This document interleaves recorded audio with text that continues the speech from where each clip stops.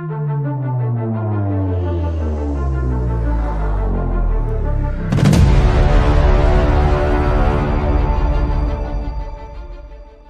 פה ברצועה עם הלוחמים הגיבורים שלנו. אנחנו עושים כל מאמץ להחזיר את חטופינו, ובסופו של דבר נחזיר את כולם, להחזיר את כל חטופינו ולהבטיח שעזה לא תחזור להיות איום למדינת ישראל. ואני פה להגיד לחברים כאן, הלוחמים כאן, שאומרים לי את אותם הדברים, ואני חוזר ואומר את זה לכם, אזרחי ישראל. אנחנו ממשיכים עד הסוף, עד הניצחון. Sum dabar lo ya'atsur utang. Gaza berubah menjadi medan sunyi yang menyesakan. Bukan karena dentuman senjata semata, melainkan oleh tekanan mental yang perlahan menghancurkan semangat tempur pasukan Israel. Berhari-hari, bahkan berminggu-minggu, upaya mereka untuk mengusir TNI perdamaian dari zona strategis Gaza selalu berujung kegagalan. Apa yang awalnya diyakini sebagai operasi cepat dan terkontrol, justru menjelma menjadi mimpi buruk psikologis yang tak terelakkan. Di tengah puing-puing bangunan dan lorong-lorong sempit Gaza, pasukan Israel menghadapi musuh yang tak hanya disiplin, tetapi juga tenang dan terukur.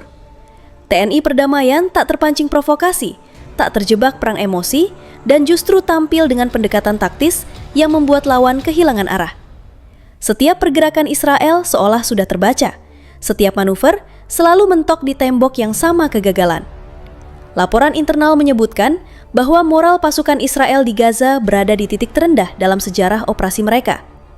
Banyak prajurit dilaporkan mengalami kelelahan ekstrim, insomnia, hingga gangguan kecemasan akut. לא רוצה לחיות, אני לא יכול לחיות. לסבול את כל זה, למה אני אמור לנסות להתאבד כל יום? אם תראה כל הידיים שלי סכינים, כל הידיים שלי חתכים! למה? אני נלחם למען המדינה המחורבנת הזאת! טפלו בי, טפלו בנו! חיל עכשיו יוצא מעזה! טפלו בו רבק! מי אנחנו שקופים! אנחנו לוחמים! Situasi di lapangan semakin memburuk ketika pasukan Israel mulai kehilangan kepercayaan pada komando atas. Perintah yang datang silih berganti dianggap tidak realistis dan terputus dari kondisi nyata di medan operasi. Beberapa unit bahkan dilaporkan menolak bergerak tanpa dukungan penuh, sementara yang lain memilih bertahan di posisi aman tanpa inisiatif.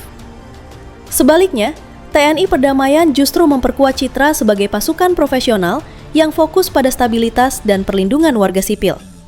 Kehadiran mereka menjadi simbol ketenangan di tengah kekacauan, sesuatu yang secara tak langsung mempermalukan pasukan Israel yang dikenal agresif, namun kini terjebak dalam kebuntuan total.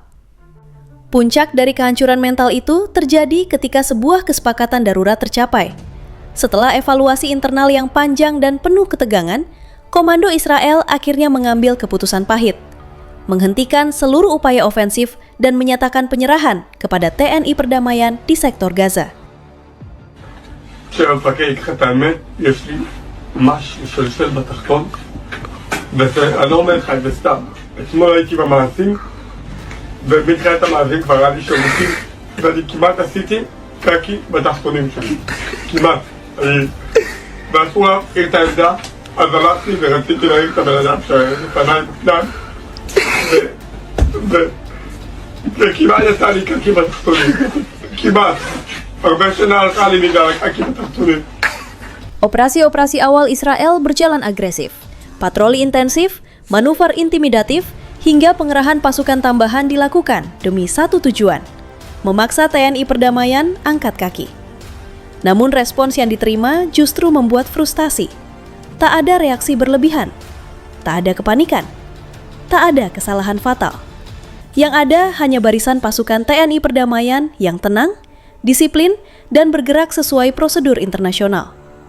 Setiap kali pasukan Israel mencoba menekan dari satu sisi, mereka seolah berhadapan dengan tembok tak kasat mata. Tidak ditembus, tidak terpancing, dan tidak runtuh. Sementara itu, TNI Perdamaian justru semakin kokoh. Rotasi pasukan berjalan rapi, logistik stabil, komunikasi tertutup rapat.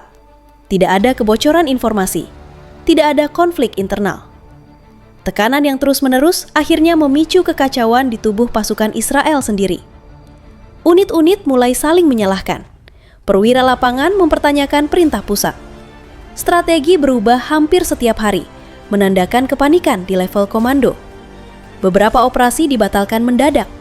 Sebagian pasukan menolak bergerak tanpa jaminan perlindungan penuh. Ada pula unit yang memilih bertahan pasif, tidak lagi menunjukkan agresivitas seperti sebelumnya.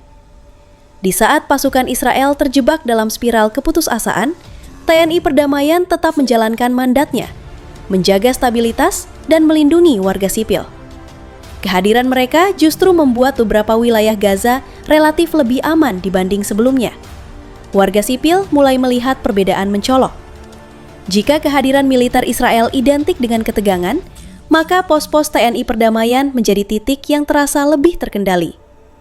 Hal ini semakin memperparah tekanan psikologis Israel karena mereka kehilangan legitimasi moral di lapangan. Puncak kehancuran mental itu terjadi ketika serangkaian rapat darurat digelar oleh komando Israel. Evaluasi demi evaluasi menunjukkan hasil yang sama. Tidak ada kemajuan, tidak ada terobosan, dan tidak ada cara realistis untuk mengusir TNI Perdamaian tanpa risiko eskalasi besar yang justru merugikan sendiri. Dalam kondisi mental pasukan yang sudah berada di titik kritis, keputusan ekstrim pun diambil. Tanpa konferensi besar, tanpa pidato heroik, hanya perintah singkat menghentikan operasi dan mengajukan penyerahan terkontrol kepada TNI Perdamaian. Bendera putih dikibarkan di beberapa sektor. Senjata diturunkan. Radio komunikasi dipenuhi suara permintaan koordinasi keselamatan. TNI Perdamaian menerima penyerahan itu dengan prosedur ketat dan sikap profesional. Tidak ada selebrasi. Tidak ada provokasi. Justru ketenangan mereka menjadi tamparan paling keras bagi pasukan Israel. Ketika mental prajurit melemah, dampaknya merambat ke atas. Perwira lapangan mulai mempertanyakan efektivitas perintah. Rapat-rapat internal diwarnai ketegangan. Nada suara meninggi. Saling menyalahkan tak terhindarkan. Beberapa operasi direncanakan dengan tergesa-gesa, lalu dibatalkan di menit terakhir. Ketidakkonsistenan ini semakin memperparah kondisi mental pasukan di lapangan. Mereka merasa dikirim tanpa arah, tanpa tujuan yang jelas. Sebaliknya, TNI Perdamaian justru tampil seperti mesin yang bekerja tanpa emosi berlebihan. Setiap tindakan mereka terukur, setiap keputusan mereka berbasis prosedur. Ketika pasukan Israel berubah reaktif, TNI Perdamaian tetap stabil. Tekanan mental Israel semakin berat ketika warga sipil Gaza mulai menunjukkan perubahan sikap. Dalam beberapa wilayah, justru terasa lebih aman di sekitar pos TNI Perdamaian. Warga melihat kehadiran yang lebih tertib, lebih terkontrol. Hal ini menghantam moral pasukan Israel. Dari sisi lain, kehilangan legitimasi moral. Mereka bukan hanya gagal secara taktis, tetapi juga kalah dalam persepsi. Setiap kali patroli Israel melintas, ketegangan meningkat. Sebaliknya, di dekat pos TNI Perdamaian, aktivitas warga berlangsung lebih normal. Gambaran ini menyebar dari mulut ke mulut, menjadi tekanan tambahan yang tak bisa diatasi dengan senjata.